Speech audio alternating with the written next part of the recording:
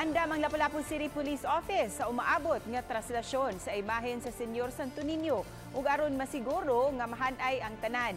Mopahigayon ang Kapolisan og COMEX o Communication Exercise karong Pitsa 17.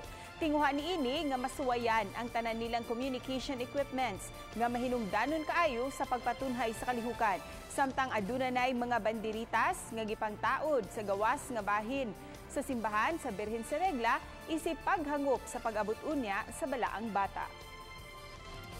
Aron masiguro na ako nga ang among i-field nga mga security personnel along the route sa motorcade o painguna dito sa simbahan o sa Birhen sa Regla o sa Moles Minya, magkakontakay gud mi.